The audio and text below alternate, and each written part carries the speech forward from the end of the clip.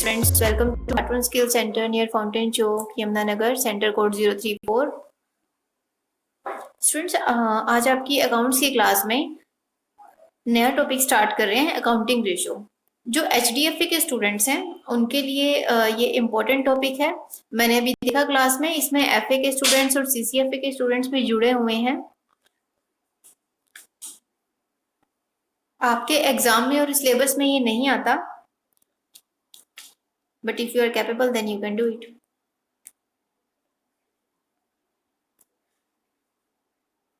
Accounting ratio, सबसे पहले हम इसकी थ्योरी स्टार्ट ले लेते हैं। अकाउंटिंग रेशो बेसिकली क्या है? आप देख सकते हैं, it is an arithmetic relationship between two accounting variables. और अगर ये आपको रीडेबल नहीं है तो मैंने इसका जो स्टडी मटेरियल है पूरा थ्योरी और प्रैक्टिकल का, वो मैं साइड बाय साइड आपको गूगल क्लासरूम में देती रहूंगी इसी लेक्चर के साथ ही, तो आप वहां से इसको ले सकते हैं। आपको वर्ड की फाइल वहां पे मिल जाएगी। अकाउंटिंग रेशो बेसिकली क्या है?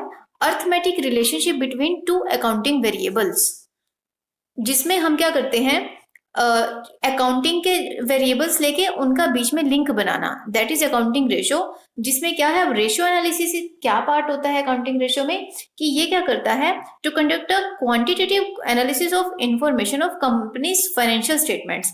अब कंपनी के जो फाइनेंशियल स्टेटमेंट्स होती हैं जिनमें लैक्स में करोड़ में डाटा होता है, तो हम उनको क्या करते हैं, एक क्वांटिटेटिव रिजल्ट देते हैं जिसमें उन चीजों को समझना इजी हो जाता है। अब जैसे जो स्मॉल स्केल कंसर्न होती हैं, उनका 1000 लैक्स या करोड़ में चलो बिजनेस है, लेकिन वो इतना फैला हुआ नहीं होता कि जिससे उनको रेशो बनाने पड़े।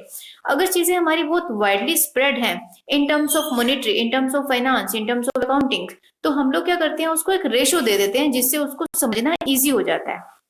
तो इसीलिए इसको शॉर्ट फॉर्म में हम लोग समझते हैं, तो उसके लिए हम रेशियो एनालिसिस का यूज करते हैं।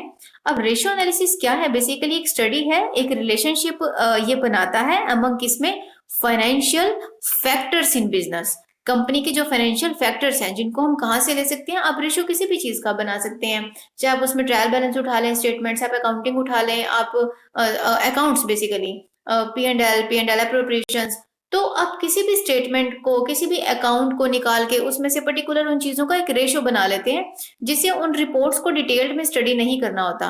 जो हायर लेवल पे जो लोग इस पे काम कर रहे होते हैं, तो वो ज्यादा इनकी रिपोर्ट्स को स्टडी नहीं करते, वो सिर्फ रेशो को स्टडी करते हैं, जिससे इजी हो जाता है करना। Next is expression of ratio. हम किस तरह से इनके रिजल्ट्स निकाल सकते हैं? इन 4 वेज, 4 तरह से हम इसको कैसे निकालेंगे। First is pure ratio. अब ये प्योर रेशो क्या होती है? अब जैसे आपने रेशो पढ़ा हुआ है अपने एजुकेशनल लाइन में, स्कूल में, कॉलेजेस में, लाइक हम इसको इस तरह से, जैसे 1:1, 2:1, this is called pure ratio form. ये जो प्योर रेशो फॉर्म है, इसमें कौन कौन सी आती हैं? जैसे मेरे पास एक एग्जाम्पल दिया हुआ है कि इसके जो रिजल्ट हैं हम लोग 4 तरीके से निकालते हैं, जिसमें जैसे फॉर एग्जाम्पल 2:1 है, तो ऑल लिक्विडिटी एंड सोल्वेंसी रेशोज, जिनको हम लेटर ऑन डिस्कस करेंगे कि जितने भी लिक्विडिटी और सोल्वेंसी रेशो हैं, इनका रिजल्ट प्योर रेशो फॉर्म में आता है। प्रैक्टिकल क्वेश्चन करने से पहले हम इसको पहले थ्योरेटिकल समझ रहे हैं, आपको फिर क्वेश्चन करना इजी रहेगा। उसके बाद सेकंड आता है परसेंटेज। फॉर एग्जांपल 15%, जितनी भी प्रॉफिटेबिलिटीज रेशोज रहती हैं उनको हम परसेंटेज में शो करते हैं। Next is times, like 4 times, 5 times, जितने भी टर्नओवर रेशोज रहती हैं, all the turnover ratios are and interest coverage ratios are presented in this form. फिर आता है फोर्थ अपने पास फ्रैक्शन, लाइक 3/4। ये हमारी इसमें बहुत कम यूज होती है, लेकिन इनको भी आप टर्नओवर रेशो में यूज कर सकते हैं, फ्रैक्शन को भी। उसके बाद रेशो हमारी होती कितनी तरह की है? 4 types of ratio. First is liquidity ratio, solvency ratio, third activity ratio, जिसको हम टर्नओवर रेशो या परफॉर्मेंस रेशो भी कहते हैं। ये आपको एग्जाम में किसी भी तरह से पूछ सकते हैं, एक्टिविटी, टर्नओवर या परफॉर्मेंस। उसके बाद the last one is profitability ratio. इन चारों रेशोज को हम लोग स्टडी करेंगे। आज की क्लास में हम ये 2 रेशोज डिस्कस करेंगे, लिक्विडिटी एंड सोल्वेंसी, और नेक्स्ट क्लास में हम लोग बाकी की 2 रेशो डिस्कस करेंगे। उसके बाद फिर इनके प्रैक्टिकल क्वेश्चंस पे आएंगे। अभी फर्स्ट हम स्टार्ट ले रहे हैं लिक्विडिटी रेशियो में। अब ये रेशियो करती क्या है basically? This ratio measures the short-term solvency, that is, firm's ability to pay its current dues. And in liquidity ratio, following two ratios are included. अब इन रेशियोज को समझने से पहले हम देखें कि इसमें जो टाइप्स हैं बेसिकली, जैसे करंट और लिक्विड बताया है, लेकिन ये करती क्या है? लिक्विडिटी रेशियो क्या करती है? आपकी जो शॉर्ट टर्म सोल्वेंसी है उसको मेजर करना कि आप कितने टाइम पीरियड में कंपनी की जो सोल्वेंसी पोजीशन है, यानी कि firms ability to pay its current dues, इसको हम क्या बोलते हैं? कंपनी की सोल्वेंसी स्टेज, कि कंपनी कितनी एबल है अपने करंट ड्यूज को पे करने के लिए, वो लिक्विडिटी रेशियो बताता है कि आप कितने किस स्टेज पे हैं, किस पोजीशन पे हैं, आपके पास कितना बैलेंस पड़ा है, कितना आपके पास फंड पड़ा है आपके करंट ड्यूज को। हम इसमें क्या बात कर रहे हैं? Current dues. ये इनमें छोटे छोटे वर्ड्स हैं जिनके ऊपर हमने ध्यान देना है, क्योंकि ये रेशियो ना लिंक्ड है, इंटर रिलेटेड है। तो करने के टाइम पे ऐसे लगेगा सबका मीनिंग एक जैसा है, लेकिन एक छोटा वर्ड, एक छोटी एक्टिविटी बीच में डालने से उसका पूरा मीनिंग चेंज हो जाता है। तो इसमें दो तरह की आती हैं। The first one is current ratio, जिसको हम वर्किंग कैपिटल रेशियो भी कहते हैं, and the second one is liquid ratio, और जिसको क्विक रेशियो और एसिड टेस्ट रेशियो भी बोलते हैं। अब लिक्विड रेशियो में ही जो हमने फर्स्ट किया है, इसके जो दो पार्ट्स हैं करंट और लिक्विड, इसमें हम पहले फर्स्ट वाले को डिस्कस कर लेते हैं, जो कि क्या है? Current ratio. करंट रेशियो का फॉर्मूला क्या होता है स्टूडेंट्स? इंपॉर्टेंट है, इसको आपने ध्यान से करना है। इसके सारे फॉर्मूलाज, इनके सिग्निफिकेंसीज एंड इनके मीनिंग्स, डिस्क्रिप्शन और इसके एग्जांपल्स भी, ये टॉपिक आप बिल्कुल भी नहीं छोड़ेंगे, स्पेसिफिकली एचडीएफए वाले स्टूडेंट्स। करंट रेशियो का फॉर्मूला क्या है? Current assets divide by current liabilities. अब इसमें क्या है, एक करंट एसेट्स, जैसे कि आप लोग पढ़ चुके हैं जब आपका बेसिक स्टार्ट हुआ था, कि एसेट्स कौन कौन सी होती हैं। पहले हम इसको थोड़ा सा ब्रीफली कर लेते हैं, उसके बाद फिर इसके आगे रेशियो के आइडियल फॉर्म में आएंगे कि कितनी होनी चाहिए। करंट रेशियो जैसे current assets divide by current liability. अब इसमें क्या क्या आती हैं?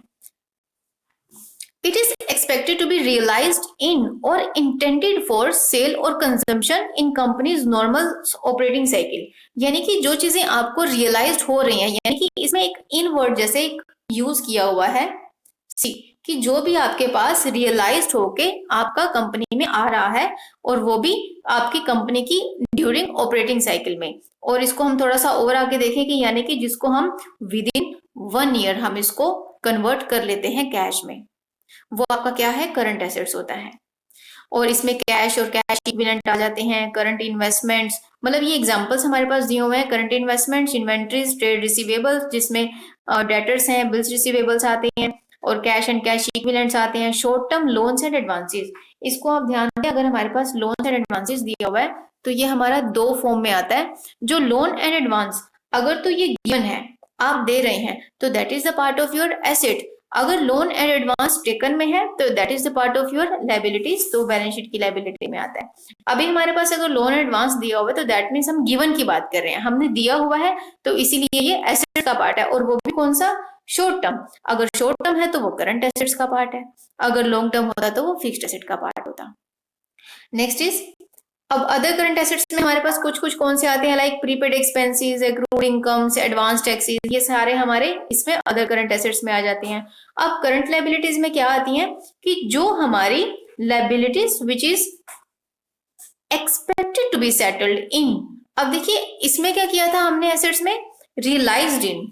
इसमें क्या हम पढ़ रहे हैं? टू बी सेटल्ड इन, यानी कि जिनकी हम पेमेंट कर देते हैं, कब? With in a year, with in 12 months हम जिनको पे कर देते हैं, किसमें? ड्यूरिंग अपनी ऑपरेटिंग साइकिल में।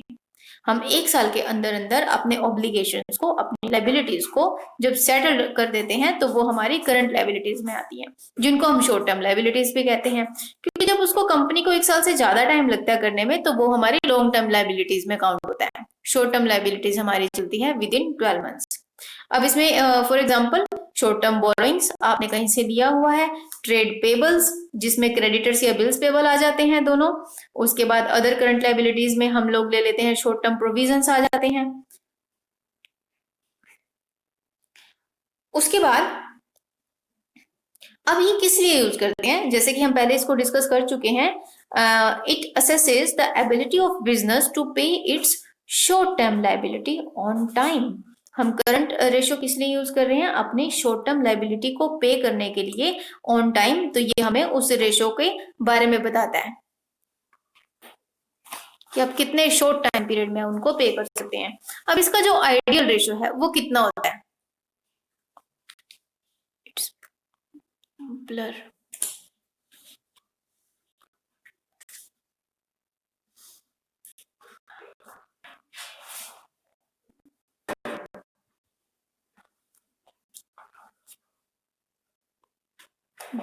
अब आइडियल रेशो इसकी कितनी होती है, इट्स 2:1। 2:1। अब इसमें low ratio indicates that company can not meet its short term liability on time and high ratio indicates that company have sufficient funds available. क्योंकि अब 2:1 यानी कि कंपनी की जो एसेट्स हैं वो आपकी दुगनी होनी चाहिए लायबिलिटी से उनको पे करने के लिए, तो जितनी रेशो कम होगी वो आपकी रिस्क वाली बात है, यानी कि आप उनको टाइमली पे नहीं कर सकते, you can not meet the short term liabilities on time. जितनी हाई रेशो है यानी कि आपके पास सफिशिएंट फंड्स अवेलेबल हैं। उसके बाद लिक्विडिटी रेशो में ही हमने फर्स्ट किया था करंट रेशो, सेकंड कर रहे हैं क्विक रेशो। क्विक रेशो ये भी हमारा उसका पार्ट है लिक्विडिटी रेशो का, और जिसमें क्या है, ये क्या बताता है, relationship of quick assets with current liabilities. अब देखिए उसमें करंट एसेट्स आया था, इसमें क्विक एसेट्स आया है, और क्विक एसेट्स में क्या आता है बेसिकली पहले देख लेते हैं डिफरेंस क्या होता है क्विक एसेट्स और करंट एसेट्स में। क्विक एसेट्स में क्या आता है, जितनी भी हमारे करंट एसेट्स हैं उसमें से इन्वेंट्री और prepaid expense, advance tax, accrued income, ये सब माइनस कर देंगे तो हमारी क्विक एसेट्स आ जाती हैं। और क्विक एसेट्स इसको शॉर्ट फॉर्म में हम देखें तो करंट एसेट्स में से अदर एसेट्स आप लेस कर देंगे तो क्विक एसेट्स आ जाएंगी। देन अब सिग्निफिकेंसेस में क्या है कि ये किस लिए हम कर रहे हैं, it assesses the ability of business to pay its short term liability promptly.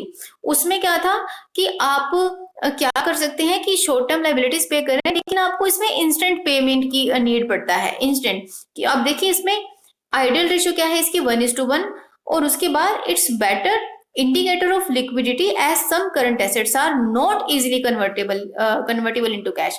इसीलिए इसमें ये वर्ड यूज किया हुआ है कि कुछ करंट एसेट्स क्या होती हैं वो टाइमली कैश में कन्वर्ट नहीं हो पाती,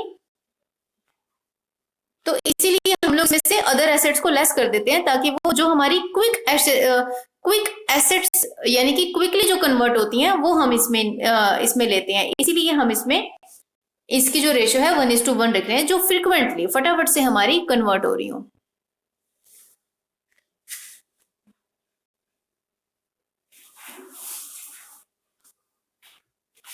पेज ना ब्लर आ रहा है, वो थोड़ा सा बोल्ड में लिखते ना इसकी वजह।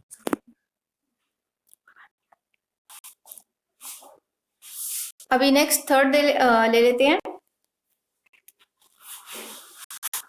हमारा लिक्विडिटी रेशो में एक हमने कर लिया, उसके बाद next is solvency ratio. Solvency ratio में बेसिकली ये किस लिए यूज होता है, to convey the enterprise ability to meet its long term obligations when they become due. जो हमारी लॉन्ग टर्म सोल्वेंसी को मेजर करने के लिए जो हमारे लॉन्ग टर्म फंड्स हैं वो कितने टाइमली आप उनको पे कर रहे हैं उसके लिए हम इसको यूज करते हैं। तो इसमें कौन कौन सी आती है, equity ratio, total assets to डेब्ट ratio, proprietary ratio, then interest coverage ratio. ये चार तरह की हमारी रेशो इसमें आती हैं। फर्स्ट है जैसे डेब्ट इक्विटी रेशो, ये क्या बताता है, it shows the relationship between debts, यानी कि डेब्ट्स में कौन कौन से लेने हैं आपने, लॉन्ग टर्म लायबिलिटीज या non current liabilities, and equity shareholders fund, इन दोनों के बीच में ये रिलेशनशिप बताता है। तो इसका फॉर्मूला क्या है डेब्ट इक्विटी रेशो का, डेब्ट और long term liabilities divide by equity share holder funds. और डेब्ट में कौन सी हमने लेनी है, लॉन्ग टर्म बोरोइंग्स या लॉन्ग टर्म प्रोविजंस, और इक्विटी शेयर होल्डर फंड में हमने क्या लेना होता है, share capital, reserve and surplus, और जिसमें से हम माइनस कर देते हैं नॉन ट्रेडिंग इन्वेस्टमेंट्स। और इक्विटी शेयर होल्डर फंड निकालने का एक और फॉर्मूला क्या होता है, ये डिपेंड करता है आपके क्वेश्चन में क्या दिया हुआ है कि फिक्स्ड एसेट्स हैं, नॉन करंट इन्वेस्टमेंट्स हैं, इन सबको आप ऐड ऑन कर देंगे, long terms loan and advances, current assets, इन सबको ऐड करके करंट लायबिलिटी और लॉन्ग टर्म बोरोइंग्स और लॉन्ग टर्म प्रोविजंस को आप माइनस कर देंगे, तब भी निकल आता है। डिपेंड्स के क्वेश्चन में हमें क्या दिया हुआ है। उसके बाद ये करता क्या है, it assesses the long term soundness of financial position of a business, जो आपकी कंपनी की लॉन्ग टर्म साउंडनेस है ये वो बताता है, क्योंकि हमने इसमें क्या लिया हुआ है, डेप्स जो लिए हुए हैं लॉन्ग टर्म लिए हुए हैं और शेयर होल्डर फंड, यानी कि हमारे पास कितना फंड अवेलेबल है इन डेप्स को पे करने के लिए। तो इसकी जो आइडियल रेशो है ये 2:1 इसमें भी बेस्ट मानी जाती है, जस्ट बिकॉज क्योंकि हमारे पास जो डेप्ट है बट ये इससे ज्यादा नहीं होनी चाहिए, क्योंकि आपके पास कितना फंड अवेलेबल है इनको पे करने के लिए ये आपकी ये रेशो बताती है, यानी कि it must be more than this, your funds must be more than your liabilities, ताकि आप उनको पे कर सकें। तो आइडियल रेशो कितनी आ गई हमारी 2:1। अब सोल्वेंसी रेशो में ही नेक्स्ट देख लेते हैं टोटल एसेट्स टू डेप्ट रेशो। स्टूडेंट्स मेरे को इसमें पता लग रहा है कि अभी कुछ वर्ड्स और ये कुछ लाइंस ऐसी हैं जो अभी आपको इसमें दिख नहीं रही होंगी प्रॉपर, लेकिन आप गूगल क्लासरूम में जब जाएंगे तो आपको ये वाले नोट्स इजीली मिल जाएंगे। वर्ड की फाइल है, आप उन्हें डाउनलोड कर सकते हैं और इसके प्रॉपर नोट्स बना सकते हो।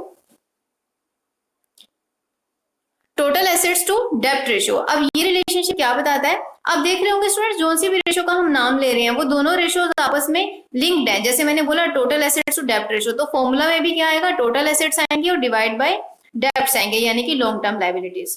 तो ये रिलेशनशिप किस में बताता है, इन दोनों के बीच में, total assets divide by debts और लॉन्ग लायबिलिटीज। अब लॉन्ग टर्म लायबिलिटीज हम पीछे भी एक बार पढ़ चुके हैं, और डेप्ट में हमने क्या लेना है, जो हमने अभी ऑलरेडी डिस्कस किया था डेप्ट इक्विटी रेशो में, ये सारे का सारा वही आएगा।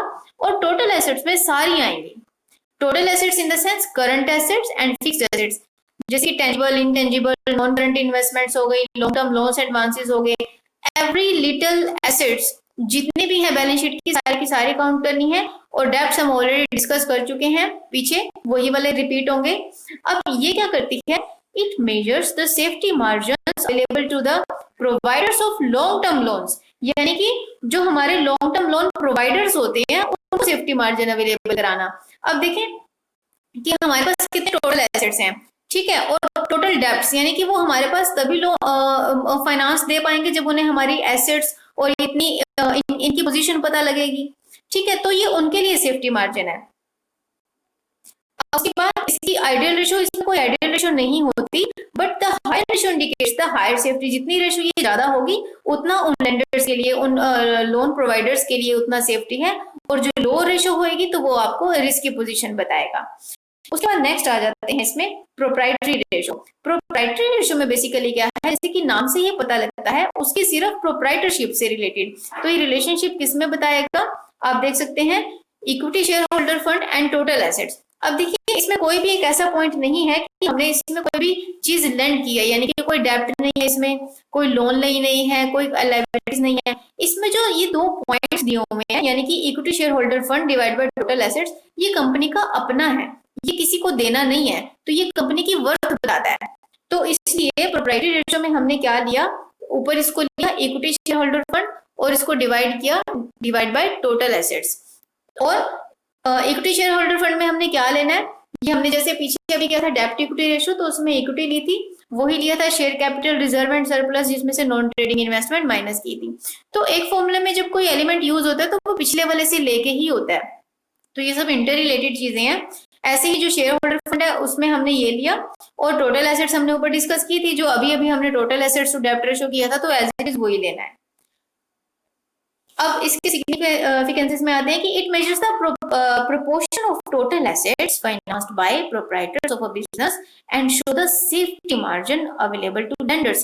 बिल्कुल ऐसे ही है कि जो हमारे लेंडर्स हैं, हमारे money providers to the business हैं, ये उनको सेफ्टी मार्जिन अवेलेबल करवाता है। जितनी हाई रेशो होगी उनके लिए वो सेफ्टी है, जितनी लो रेशो होगी तो वो कंपनी की रिस्क की पोजीशन बताएगा, क्योंकि इसमें भी कोई आइडियल रेशो नहीं होती है। आइडियल रेशो हमारी किस में होती है, करंट में, क्विक में और डेप्ट इक्विटी में। बाकी में आइडियल रेशो नहीं होती, सिर्फ हमने हायर और लोअर रेशो देखनी होती है। अब उसके बाद लास्ट आता है सोल्वेंसी रेशियो में ही interest coverage ratio. Interest coverage ratio में क्या है, it establish the relationship between net profit before tax and interest payable on long term debts. Long term debts में क्या, फिक्स्ड इंटरेस्ट चार्जेस भी आ जाते हैं। अब इसका फॉर्मूला देखें इंटरेस्ट कवरेज रेशियो का, इसके ऊपर प्रैक्टिकल क्वेश्चन नहीं आता स्टूडेंट्स, आपने इसका फॉर्मूला और इसकी डिस्क्रिप्शन याद रखनी है, that is sufficient for you. जितने भी इसके रिक्वायर्ड प्रैक्टिकल क्वेश्चंस रहेंगे वो मैं आपको इसके साथ साथ करवाऊंगी जूम क्लासेस में ही। अब इसका फॉर्मूला है net profit before tax and interest divide by fixed interest charges. अभी since the interest is charge on profit, तो नेट प्रॉफिट आपने कौन सा लेना है, बिफोर इंटरेस्ट एंड टैक्स, यानी कि उस प्रॉफिट में से इंटरेस्ट और टैक्स काटने से पहले वाला आपने नेट प्रॉफिट लेना है। अब इसका ऑब्जेक्टिव क्या होता है, क्यों निकाली जाती है, to ascertain the amount of profit available to cover the interest charge. जितना भी आपने इंटरेस्ट पे करना है, आपके ऊपर जो इंटरेस्ट चार्ज है, तो आपके पास उसके लिए प्रॉफिट कितने अवेलेबल हैं। And it determines the ease with which a company can pay interest expense on outstanding debt, कि कंपनी कितने ईज मोड पे है, कितने कंफर्ट लेवल पे काम कर रही है अपने इंटरेस्ट और आउटस्टैंडिंग डेब्ट्स को पे करने के लिए, वो आपका इंटरेस्ट कवरेज रेशियो बताता है। तो इसकी भी कोई आइडियल रेशियो नहीं होती है, the higher the ratio is better for lenders and it indicates the higher safety margin and lower means risky. तो स्टूडेंट्स आज की क्लास में हमारा इतना ही रहेगा। हमने रेशियो के जो 4 पार्ट्स में से 2 डिस्कस कर लिए हैं। नेक्स्ट क्लास में मैं आपको इसका पार्ट 2 करवाऊंगी, बाकी के 2 रेशियोज। आज की क्लास के लिए आपका इतना ही रहेगा। जो नोट्स आपको मैंने अवेलेबल करवाए हैं गूगल क्लासरूम में, आप उसको ध्यान से पढ़ेंगे, नोट्स बनाएंगे। Thank you.